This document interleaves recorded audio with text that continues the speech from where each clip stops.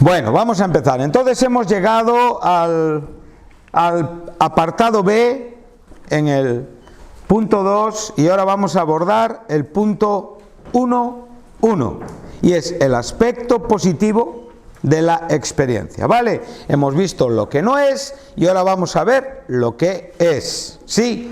Entonces, ¿qué es? Bueno, es una experiencia.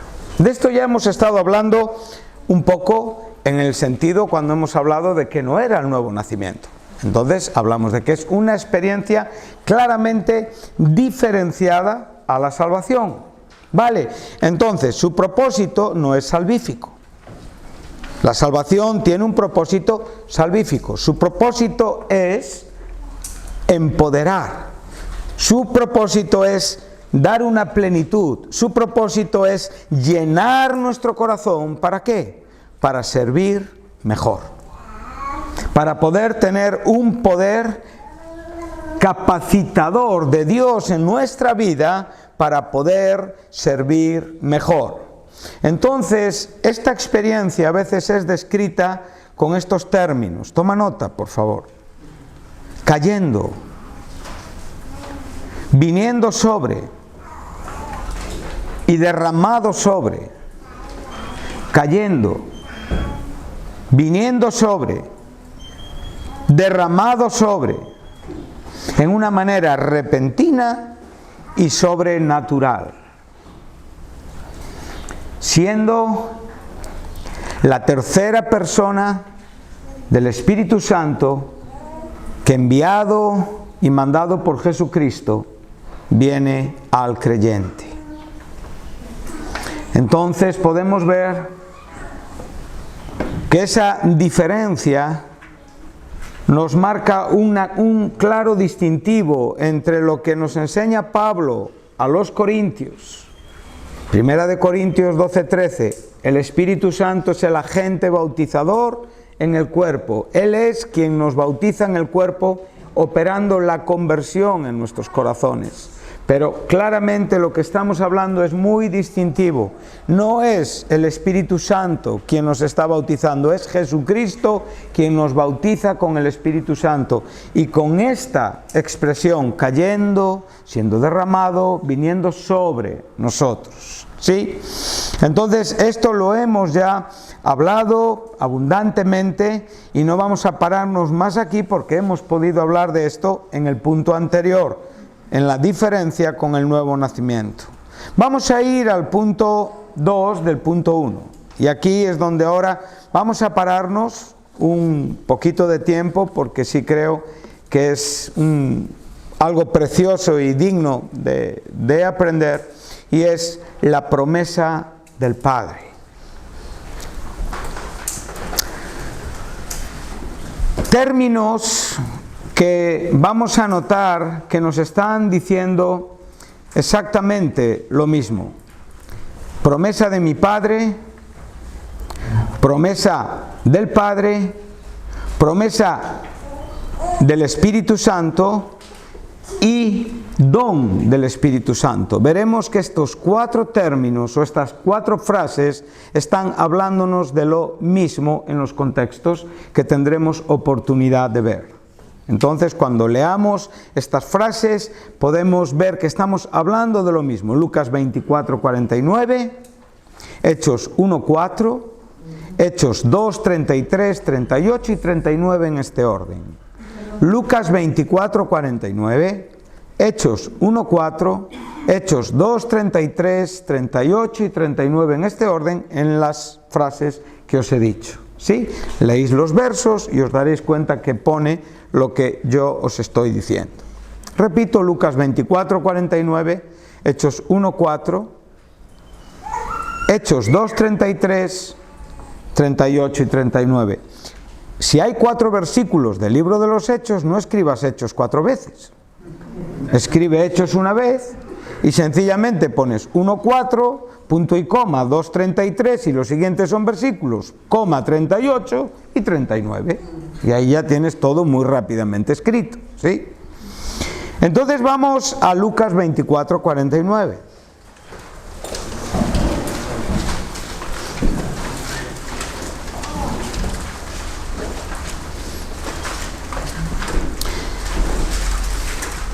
Lo primero que nos encontramos es que el fin del Evangelio de Lucas termina con esta promesa, lo cual es muy importante porque la segunda parte del Evangelio de Lucas, que es el segundo tratado que Lucas escribe, comienza exactamente con la misma promesa. Entonces, esto es algo que debemos de fijarnos, es algo que debemos de considerar, es algo que debemos de meditar. Entonces dice así, Él les está diciendo, les acaba de recordar que estaba escrito, el entendimiento espiritual de ellos se abrió en el tiempo de la resurrección de Jesucristo. Entonces Él viene hablando con los discípulos y le está diciendo, así está escrito y así fue necesario que el Cristo padeciese y resucitase de los muertos al tercer día. Observa que si algo vamos a aprender en este apartado de la promesa del Padre es la relación directa que hay entre la muerte, la resurrección de Jesús, la exaltación de Jesús y el derramamiento del Espíritu Santo. Esto es muy importante, porque aquí tenemos un hilo teológico, una conexión teológica que evidentemente nos aporta no solamente un fundamento firme, sino una explicación poderosa y una verdad que agita nuestro corazón, porque estamos hablando de términos muy altos. Estamos hablando de asuntos que se resumen y que se reducen a una sola persona, y esa persona es Cristo Jesús. Y veremos que Él es el gran protagonista de todo esto, porque Él es realmente quien actúa para no solamente enseñar, sino para mostrar la importancia de la promesa de su Padre, que es Dios, ¿sí? Entonces podemos ver que Él dice y que se predicase. O sea, Cristo está uniendo, relacionando su muerte, su resurrección, lo cual es el corazón del Evangelio, con la predicación del Evangelio. La predicación del Evangelio tiene un contenido, arrepentimiento y perdón de los pecados en todas las naciones, comenzando ¿dónde?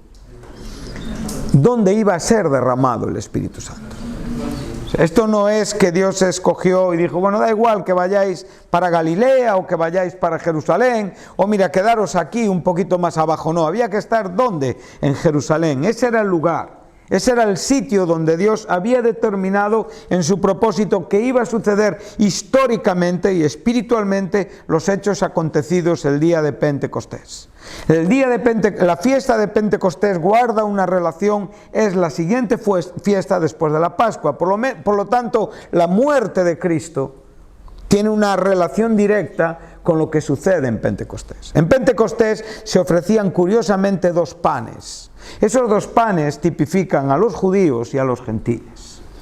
Y eran un símbolo veterotestamentario de lo que realmente sucedió el día de Pentecostés. La salvación del mundo, tanto judíos como gentiles, evidenciada porque Cristo ascendió, y la garantía de que Él ascendió es que se derramó el Espíritu Santo. Amén. Entonces podemos ver este asunto importante. Ahora dice el verso 48, vosotros sois testigos de estas cosas. He aquí, yo enviaré la promesa de mi Padre sobre vosotros, pero quedaos vosotros en la ciudad de Jerusalén hasta que seáis investidos. Hasta que seáis investidos de poder desde lo alto. Aquí el verbo investir es un verbo que tiene un significado bastante amplio.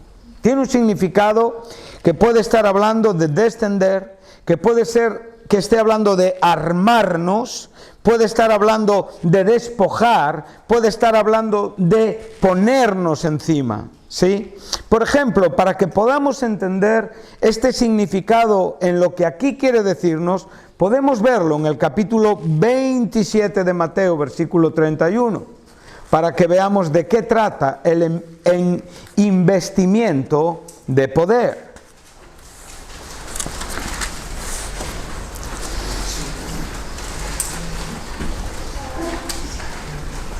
Aquí estamos en los momentos previos a la crucifixión de Jesús.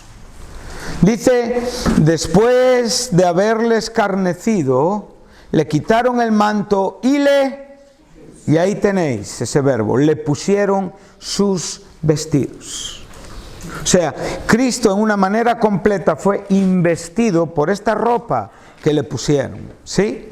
Relativa a lo que él llevó puesto cuando fue a cargar su cruz y a morir en la cruz. Entonces ya vamos teniendo una idea clara. Lucas 15, 22. Vamos a ver el mismo verbo.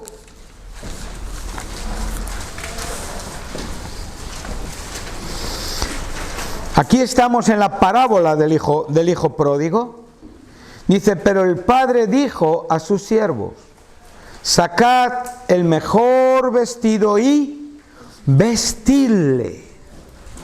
Vestirle, evidentemente, con la ropa que no traía puesta. La ropa de la miseria fue cambiada por la ropa de la casa de su padre. ¿Sí? Seguimos. Primera de Corintios 15, 54.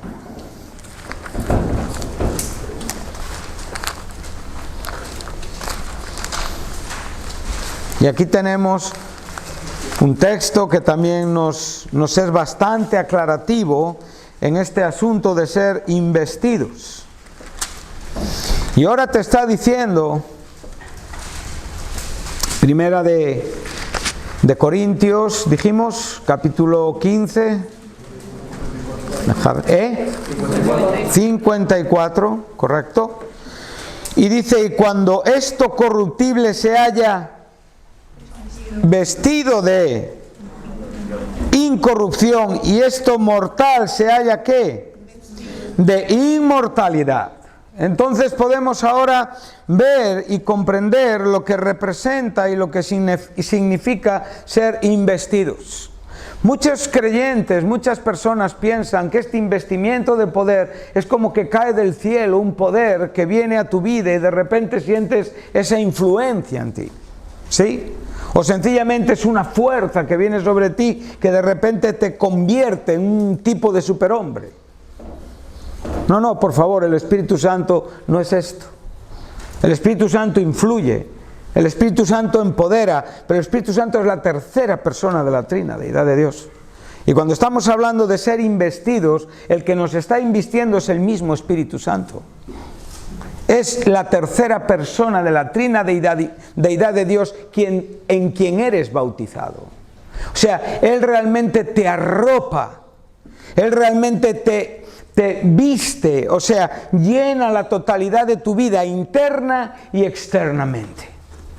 Entonces cuando nosotros podemos contemplar este asunto, entonces podemos decir, Señor, yo deseo esta experiencia, yo quiero sentir este tipo de abrazo espiritual, yo quiero realmente entender si he sido o no he sido bautizado en el Espíritu Santo. Hoy me preguntaban si una persona puede ser bautizada y no darse cuenta. Bueno, es posible, no puedo decir que no sea así, pero sería lo más extraño. Yo creo que una persona cuando es bautizada en el Espíritu Santo es consciente de lo que está sucediendo en la misma manera que es consciente cuando es salva. Una persona no puede pasar de ser un pecador a un creyente sin darse cuenta que realmente algo pasó en su vida. En la misma manera el hombre que es investido con el poder de lo alto es una persona que realmente vive, experimenta, entiende y es consciente de lo que está pasando. Es algo que no le ha sucedido en la vida. Es una experiencia que no había pasado nunca en esa manera. ¿Tú piensas que el hijo pródigo en la casa del padre no valoró los nuevos vestidos? ¿Tú piensas que Cristo no fue consciente de los vestidos que le pusieron y que realmente tenían un aspecto profético en la cruz? Todo lo que tiene que ver con Dios tiene un significado en nuestra vida. Y si nosotros únicamente vemos el ser investidos de poder y lo enfocamos para poder hacer cosas, te estás olvidando del principio fundamental que es la experiencia con Dios. Las cosas son la consecuencia de esa experiencia. Primero tiene y debe de ser la experiencia. Y la experiencia va a ser tremendamente conmovedora. La experiencia va a ser algo que tú vas a experimentar y vas a reconocer como algo que nunca viviste, que no sabías que era así, pero que es necesario. ¿Y por qué es necesario? Porque es la promesa del Padre. ¿Por qué es necesario? Porque tiene una razón en el propósito de Dios. ¿Por qué es necesario? No es necesario porque lo necesitamos para servir mejor. Este no es el punto principal de esto. El punto principal de esto es Dios. Es el Hijo y es el Espíritu Santo. Es la Trinidad. ¿Sí? Entonces la Trinidad es el aspecto revelativo de Dios en el Nuevo Testamento como nunca se vio en el Antiguo. Entonces en el Nuevo Testamento podemos ver a las personas de la Trinidad desempeñando sus funciones en una sujeción que es increíble y muy difícil de comprender. Pero lo que estamos viendo es que es Dios mismo quien viene a embestirte. Tú no eres embestido en una influencia. Tú no eres embestido y de repente empiezas a hacer así. Tú no eres embestido y de repente sencillamente, no, las consecuencias no son la verificación, son una clara evidencia de que algo ha pasado, pero las consecuencias pueden ser imitadas. Una persona puede estar aparentando hablar en lenguas y no ser verdad. Una persona puede estar aparentando una manifestación emocional y no ser verdad. Lo importante es la experiencia, es el sentido subjetivo de la experiencia. Es lo que tú vives dentro de ti, o lo vives o no lo vives. Esto es lo que te tiene que importar y esto es lo que tú tienes que anhelar. Porque lo primero que estás viendo es el valor de la Escritura. Como decíamos esta mañana, es lo que se nos está presentando en la Escritura. O lo quieres o no lo quieres, o lo deseas o no lo deseas, o te importa o no te importa. Cuando algo viene a tu vida por lo que has estado orando, ¿cuánto te gozas, verdad? A veces hemos dicho, tú eres una respuesta a mi oración. Hemos orado por tantas situaciones en la vida, ¿verdad? Y de repente nos encontramos que Dios nos responde. Y nosotros, cuando nos da la respuesta, ¿qué hacemos? Le decimos, bueno, no tenía tanta prisa. No, apreciamos las cosas, ¿verdad? Cuando nosotros comprendemos la necesidad del bautismo en el Espíritu Santo, entonces lo anhelamos. Si nos falta, lo anhelamos. Y si lo tenemos, tratamos de comprender la razón por la cual hemos sido investidos. Entonces, esto no es un soplo. Esto no es algo que viene de fuera y te toca y te caes. No. Esto es una experiencia muy profunda. Jesús la calificó como ríos que brotan a borbotones. ¿Tú alguna vez has visto cuando una persona es dañado en la vena aorta? Esta que cruza ¿sabéis? Los toreros, cuando son agarrados, cogidos por un toro, si no son tratados a tiempo, mueren, porque el desangrado es cuestión de muy poquito tiempo, porque la sangre sale a borbotones. En nuestra experiencia estamos hablando de que hay una experiencia que es algo que claramente tú vives en una manifestación gloriosa, tremenda, en un derramamiento, como digo, donde nada de ti queda sin ser alcanzado, externo e interno. Esto no puede ser una experiencia a la que tú seas indiferente. Amén. Hechos 1:4, seguimos andando hacia adelante.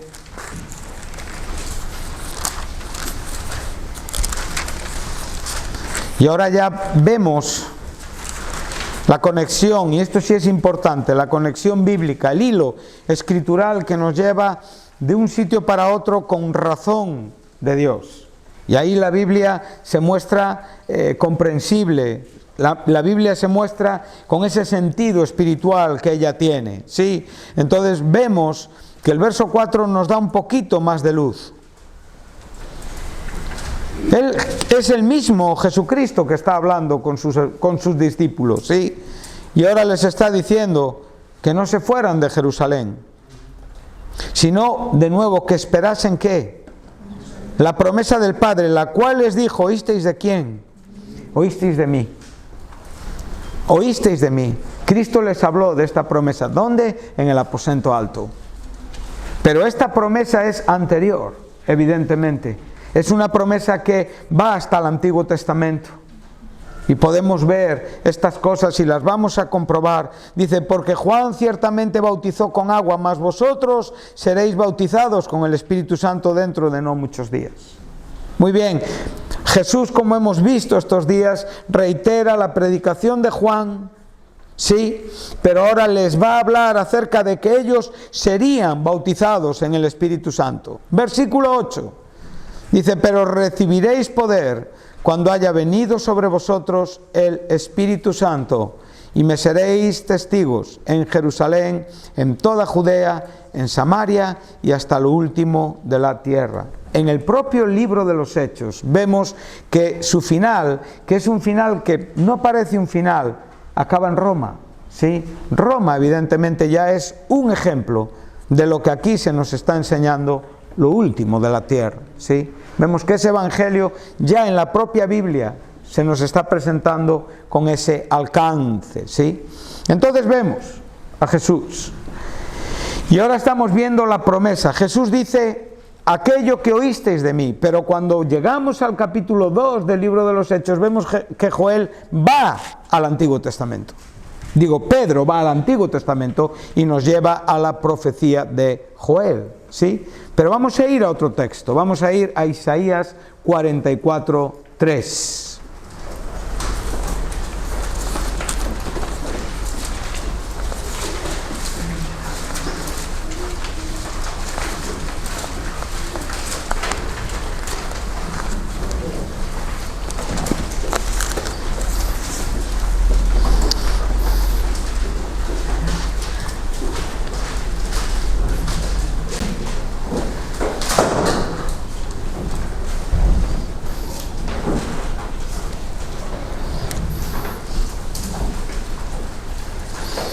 Dice así en este apartado del profeta Isaías, ahora pues oye Jacob, dice en el versículo 1, siervo mío, y tú, Israel, a quien yo escogí.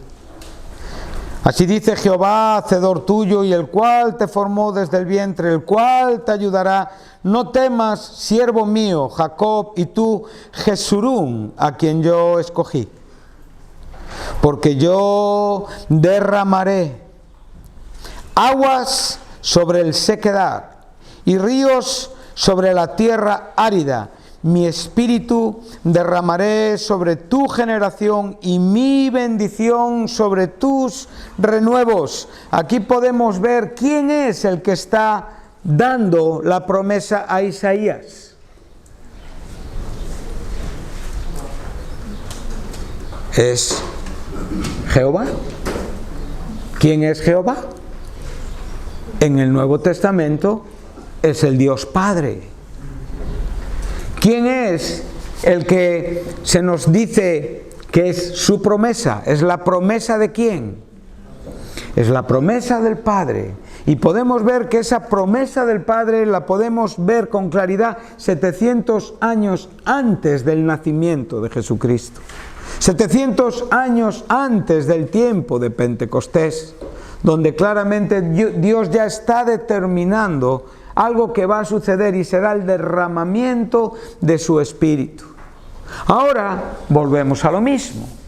Podemos decir, José Carlos, pero a Israel le quedan todavía experiencias en el sentido de esta promesa. Al pueblo del pacto sí, pero en Pentecostés muchos judíos fueron convertidos en cristianos. Mucha gente de la religión judía fue traída al cristianismo. Por lo tanto, hay una parte de esta bendición que se cumplió el día de Pentecostés. Y sabemos que al final del tiempo de la tribulación y justo en el tiempo de la segunda venida de Cristo, sabremos que habrá un derramamiento de espíritu, de gracia y de oración sobre este pueblo, porque el pueblo del pacto se tiene que arrepentir. Y ahí habrá un derramamiento de gracia. Pero lo que aquí se nos está enseñando perfectamente se cumplió en el tiempo de Pentecostés. La promesa del Padre, derramar su Espíritu Santo. Esto es algo maravilloso. ¿Por qué? Primeramente, porque ¿en quién se origina? ¿De quién viene? ¿Quién es el que propone la idea? ¿Quién realmente la desarrolla y quién la cumple? Es Dios. Esto a mí me importa. Esto a mí me interesa. Esto a mí me habla de fidelidad, esto a mí me habla de seguridad, esto a mí me habla del verdadero sentido del cristianismo. Pedro no era una persona que de repente estaba haciendo descubrimientos teológicos, sin más. Pedro estaba vivo, estaba lleno de Dios. La palabra de Dios estaba habitando en una manera abundante en él y él estaba predicando y exponiendo lo que claramente ya estaba escrito. Esto tiene que ser una realidad hoy en nosotros. Nosotros tenemos que seguir despertándonos por medio del poder de la palabra, no únicamente alimentar la intelectualidad teológica que me deja donde yo estoy. Tengo que realmente leer la palabra y contemplarla como una verdad experimental y como una verdad que se relaciona con la fidelidad de Dios. Con una fidelidad inextinguible, con una fidelidad que no puede ser alterada, con una fidelidad que no puede ser mudada, con una fidelidad que no puede ser cambiada. Ese es nuestro Dios. Y todas las promesas que Él tiene para nosotros son siempre sí y amén. En esto vivimos. En esto tenemos que respirar. Y si no tenemos esto, no tenemos nada. Tenemos religión en la mente. Esa era la gran diferencia. Serían investidos de poder, serían hombres transformados, hablarían como no hablaban antes, tendrían una valentía que no tenían antes, propondrían el Evangelio con una sabiduría asombrosa. La gente se asombraría, diría, pero no son estos, no eran estos, pero estos no eran gente que eran del vulgo y sin letras. ¿Cómo es que tienen esta sabiduría? Habían sido investidos de poder. Es fácil ver a un hombre investido del poder de lo alto. Cuando tú contactes con esa gloria, con esa gracia, y empieces a ver lo precioso que es ser una herramienta en sus manos, no querrás otra vida. Porque habrás aprendido a vivir en la gracia de Dios. Estarás en el río donde ya no haces pie, y comprendiendo que la gloria de Dios realmente es una promesa y este mundo va a vivir una gloria de Dios que va a cubrir la tierra como las aguas cubren el mar. Por lo tanto, sentir la bendita presencia de Dios envolviéndome es una maravilla, porque me lleva a todos esos asuntos donde Dios será todo en todos. Amén. Amén. Esas son, evidentemente, las claves diferenciales entre las personas de puros argumentos teológicos y personas que en verdad están experimentando el investimiento del poder de lo alto. Una vez que tú das pasos confiados en el Señor. Hay muchas enseñanzas en el Antiguo Testamento que evidentemente ahora no las vamos a desarrollar, pero tienen un contenido histórico y muy significativo. Israel, antes de entrar en la tierra prometida, pasa por dos aspectos importantes. Uno es el cruce del Mar Rojo. Eso habla de la salvación, tiene que ver con la salida de la esclavitud a la tierra prometida por una obra milagrosa de Dios, ¿sí? Pero después tenemos el siguiente acto, que es el cruce del Jordán. Y el cruce del Jordán es aquello que les introduce a la tierra, donde realmente se detiene todo lo anterior y comienza una nueva existencia, ¿sí? Y ahí podemos ver también la nueva vida, como también podemos ver esta experiencia bautismal. Y todos realmente pasaron en seco, y ahí esos sacerdotes quedaron hasta que el pueblo pasó contemplando constantemente el arca del pacto. ¿Qué era el arca del pacto? Que Dios estaba allí. Y si tú no estás viendo a Dios donde estás, tu vida no tiene sentido. La promesa del Padre era una evidencia de que Dios cumplía lo que había prometido. Y ellos iban a ser lo que Jesús había dicho que serían. Cuando vemos Ezequiel, y cuando llegamos al capítulo 46 o 47 de su profecía, vemos ese río que sale del templo. Habla claramente del tiempo del milenio, ¿sí? Pero nos enseña ese asunto de cómo ese hombre que está siendo enseñado llega a una experiencia donde claramente se abandona sin hacer pie y está totalmente cubierto por la gloria de Dios, por esa gloria de Dios que sale del templo, que está tipificada en el agua. Cuando tú te sumerges en la gloria de Dios, no quieres vivir otra vida. Hasta ahí serán tiempo de decisiones. Pero ese día lo anotarás en tu calendario personal. Ese día cambió la vida de estos hombres. Amén. Como hemos dicho, Joel 2:28, hemos visto ese texto ya, no lo vamos a volver a leer. Y después podéis anotar Jeremías 31:33 y Ezequiel 36:27. Vamos a leer este último. Jeremías 31:33 es el nuevo pacto, ¿sí? Y sabemos lo que 36:27 es el nuevo pacto del cual Jesucristo es el protagonista principal, ¿sí?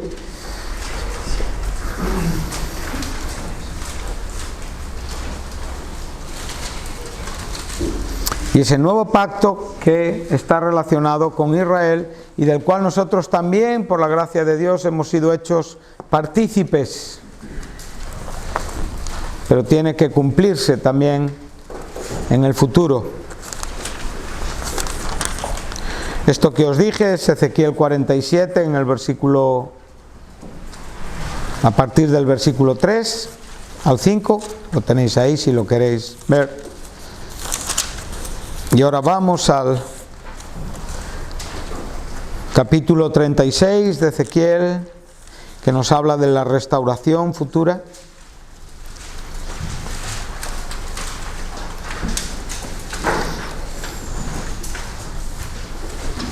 Y aquí en este contexto podemos ver todo lo que también estamos viendo en el libro de los Hechos: la salvación y el bautismo. Dice: esparciré sobre vosotros agua limpia, y seréis limpiados de todas vuestras inmundicias, y de todos vuestros ídolos os limpiaré. Ezequiel 37, versículo 25, estoy leyendo. Os daré un corazón nuevo. Ezequiel 37, versículo 25. Os daré corazón nuevo y pondré espíritu nuevo dentro de vosotros. Y quitaré de vuestra carne el corazón de piedra y os daré un corazón de carne. Y pondré dentro de vosotros mi espíritu y haré que andéis en mis estatutos y guardéis mis preceptos y los pongáis por obra. Por lo tanto, podemos ver que aunque la promesa del Padre está dirigida en el Antiguo Testamento, tiene como objeto a Israel, nosotros vemos, gracias a Dios por la revelación progresiva que vamos encontrando ya a través del Nuevo Testamento, entonces correlacionamos los textos bíblicos y hacemos zurcimos, ¿no? Hacemos un zurcido teológico que nos lleva evidentemente a este momento donde estamos hablando. La promesa del Padre viene del Padre, la podemos ver en el Antiguo Testamento y claramente está expuesta en el Nuevo Testamento guardando esta estrecha relación significativa espiritual. Me gustaría que anotarais algunas frases que yo he estado buscando para que las tengáis con vosotros. Haya venido sobre vosotros el Espíritu Santo. Hechos 1:8. Aquí tenemos un verbo que nos habla de suceder, de sobrevenir, siempre, como digo, en esa manera repentina y sobrenatural. Segunda frase, vino sobre ellos el Espíritu Santo. Tenemos el mismo verbo. Hechos 19:6. Fueron todos llenos del Espíritu Santo. Hechos 2:4. Aquí tenemos un verbo diferente que nos habla de llenar y de cumplir. Hechos 2:4. Fueron todos llenos del Espíritu Santo.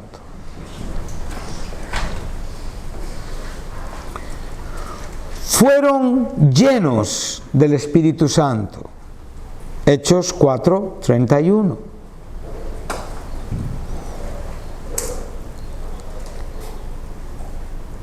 Seas lleno del Espíritu Santo. Hechos 9:17.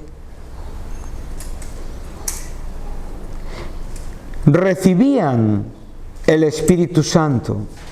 Y aquí tenemos otro verbo que significa recibir. Hechos 8:17. El Espíritu Santo cayó.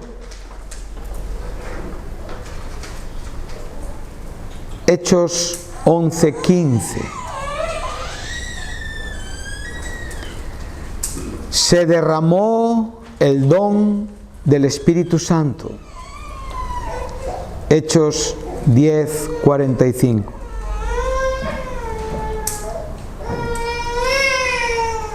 Aquí el verbo derramar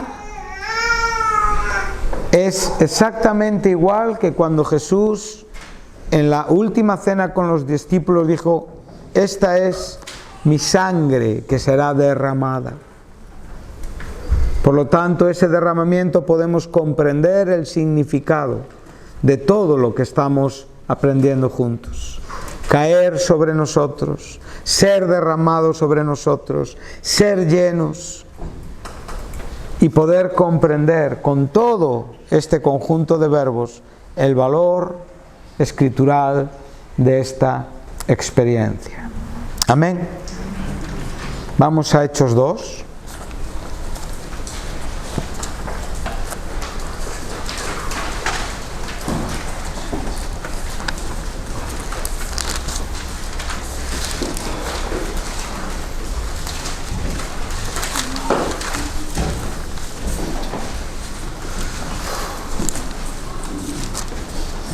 Hemos hecho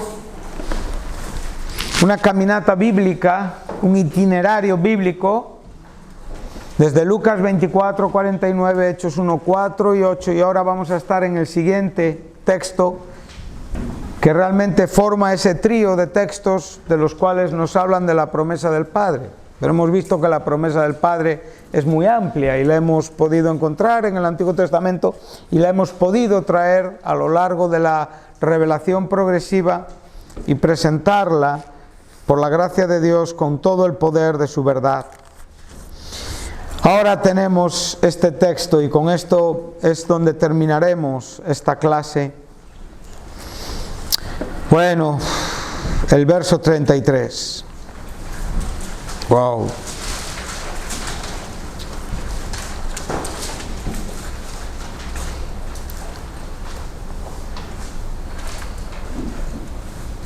Al lado de 2:33 pon Juan 7:39 y Juan 16:7. Ponlos al ladito, ¿vale?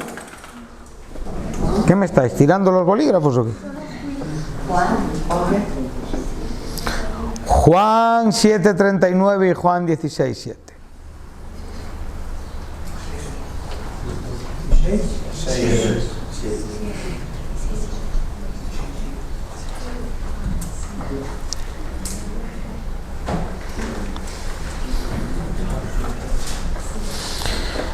Dice así, el apóstol Pedro ahora va a hablar de dos salmos relacionados con la resurrección y con la exaltación de Cristo. El Salmo 16 y el Salmo 110.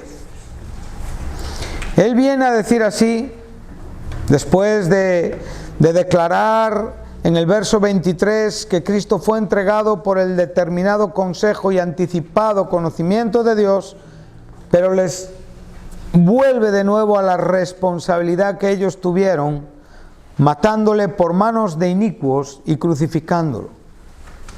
Verso 24, Dios lo levantó, sueltos los dolores de la muerte. O sea, este hecho es tan glorioso en el que realmente Cristo se muestra en su aspecto divino. Si Cristo fuera solamente un hombre, la muerte le hubiera atrapado en el momento de morir en la cruz. Pero al ser perfecto hombre, perfecto Dios, perfecto hombre sin pecado y perfecto Dios, en todo el sentido de la palabra, la muerte no tiene poder sobre él. Él es Dios. Entonces dice claramente que la muerte en su actuación se ve absolutamente impedida, imposibilitada, incapacitada. La muerte no tiene manera de alcanzar al Hijo de Dios. Él muere en la cruz, pero en el momento que Él muere hay una serie de sucesos espirituales que Él está experimentando, y uno de estos es esto, la victoria sobre la muerte en su propia experiencia, ¿sí?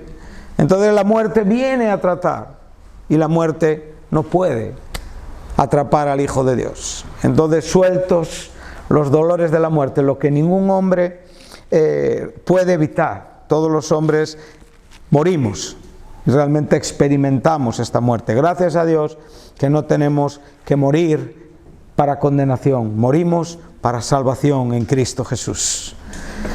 Entonces dice así, por cuanto era imposible que fuese retenido por ella. Entonces David, Pedro, ¿qué hace? De nuevo el Antiguo Testamento, la teología viva que hay en su corazón.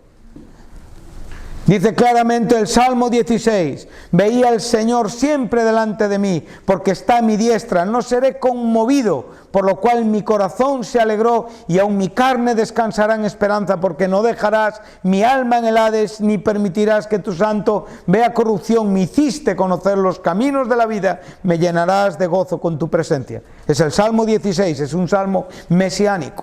Dice, varones hermanos, se os puede decir libremente que el patriarca David murió y fue sepultado, y su sepulcro está con nosotros hasta el día de hoy.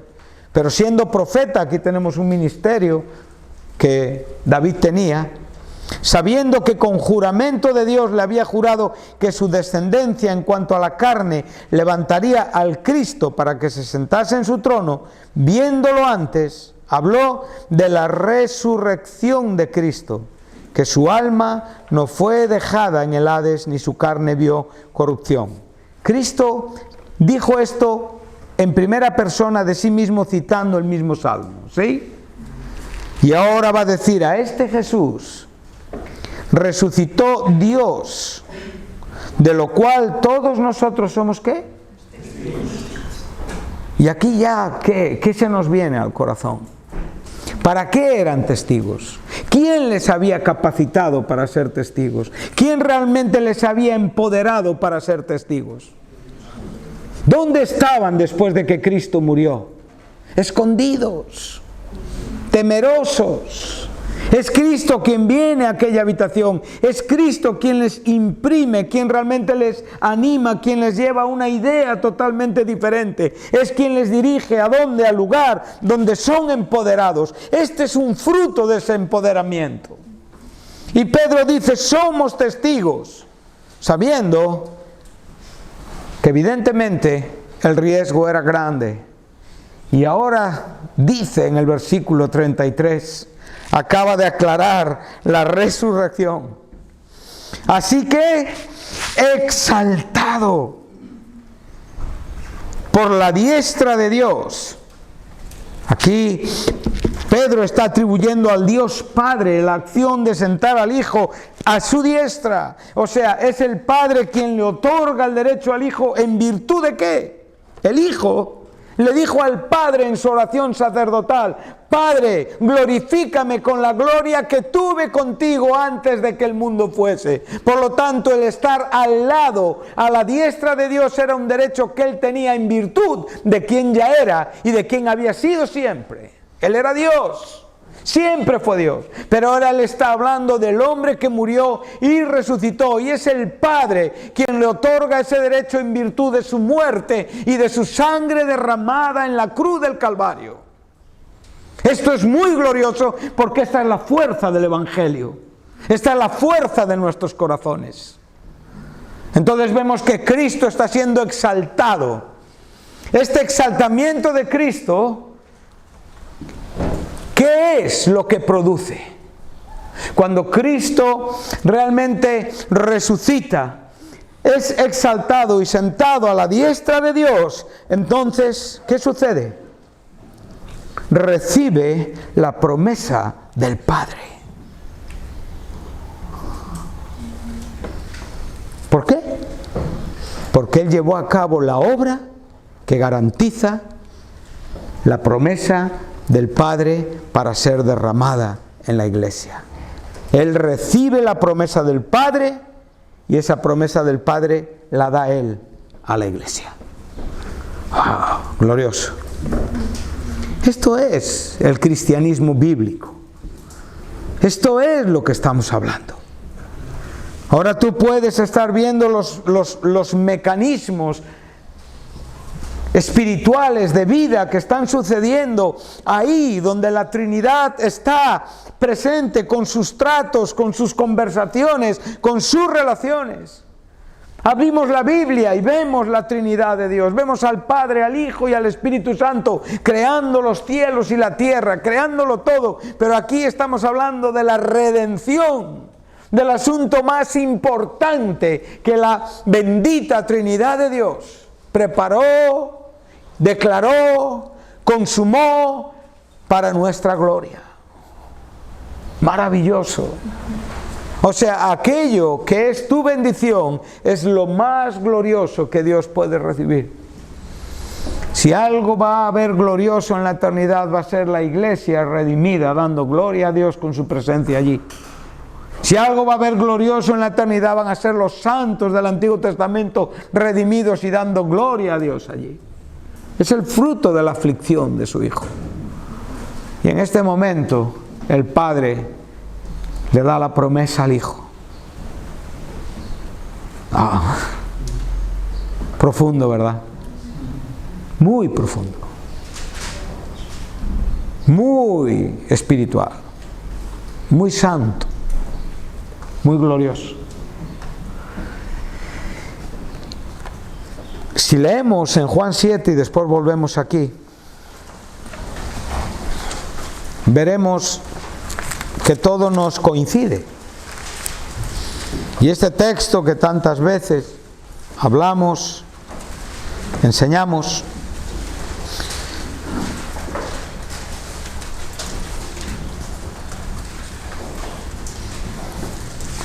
hemos visto que en la teología de Juan, la teología bíblica del Nuevo Testamento, en la teología juanina, este asunto está muy bien desarrollado. Y en el capítulo 4, con la mujer samaritana podemos ver la salvación.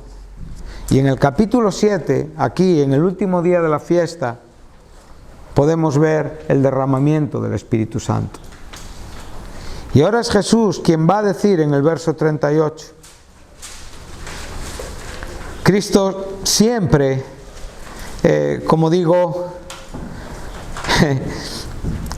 coincide con que esos 7 días, cuando Él habla en ese último día, está hablando de la resurrección. Y dice, en el último y gran día de la fiesta, en esta fiesta de los tabernáculos, una fiesta importantísima, Jesús se puso en pie y alzó la voz y dijo, si alguno tiene sed, venga a mí y beba. ¿Sí? Esto se lo dijo también a la samaritana. Y es una oferta de salvación. Esto también Isaías lo dice en Isaías 55. Y aquí vamos a ver de nuevo también Isaías 44:3, donde estuvimos.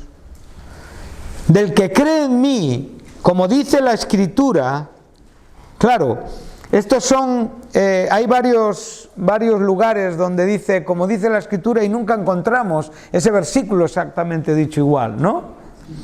Eso vamos a dejárselo a él que nos lo explique un día, ¿sí? Dice, de su interior correrán ríos de agua viva, ¿sí? No necesitamos tener un texto exactamente igual para saber que esto lo encontramos y lo hemos enseñado en esta tarde. Entonces dice, esto dijo del Espíritu que habían de recibir los que creyesen en Él. ¿Por qué? Porque aún no había venido, ¿qué? El Espíritu Santo. Y hemos visto que ese verbo venir guarda una relación con el bautismo del Espíritu Santo en el día de Pentecostés. ¿Cuándo sucedió esto por primera vez? El día de Pentecostés. Pero esta verdad es tan amplia como a nosotros hoy. Entonces está diciendo, el Espíritu Santo no había venido, ¿por qué? Porque Jesucristo no había sido todavía, ¿qué? Glorificado. Pedro, ¿qué dijo? Resucitado y exaltado es en este momento cuando el Hijo recibe la promesa del Padre. Y una vez que la recibe, entonces el Hijo la derrama.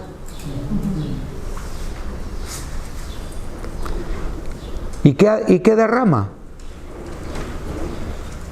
Lo que a quienes Pedro se está dirigiendo han visto y han oído. ¿Qué han visto y qué han oído? Pues todo lo acontecido en esa experiencia pentecostal. No fue evidentemente algo que pasó inadvertido para las personas que lo vieron. Por lo tanto, vemos dos cosas importantes. La principal es la experiencia personal, pero a la vez las personas también van a ver que en ti ha pasado algo. Y Pedro está diciendo lo que habéis visto y lo que habéis oído. Eso es lo que nos enseña el capítulo 2 en el verso 4. El viento recio y todos los sucesos posteriores que fueron evidentes en los oídos físicos y en los ojos físicos de aquellos que no estaban viviendo la misma experiencia que los 120. Y ahora él usa el Salmo 110. ¿Para qué? Para llevarnos nada más y nada menos que hasta el fin de los tiempos.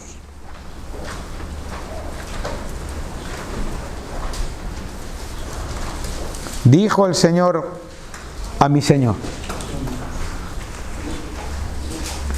siéntate a mi diestra hasta que ponga a tus enemigos por estrado de tus pies. Aquí vemos al Padre y al Hijo. Dijo el Señor a mi Señor. Y ahora dice: sepa pues ciertísimamente toda la casa de Israel que a este Jesús a quien vosotros crucificasteis, Dios le ha hecho Señor, el equivalente de Jehová en el Antiguo Testamento, y el Mesías esperado. Y esto, cuando terminó el mensaje, los corazones se quebraron enteros y dijeron: ¿qué podemos hacer? Y a estos hombres, ¿qué le dijo Pedro? Arrepentíos, bautizaos para perdón de vuestros pecados y para que recibáis el don del Espíritu Santo. Amén. Bueno, pues hasta aquí hemos llegado hoy. Gracias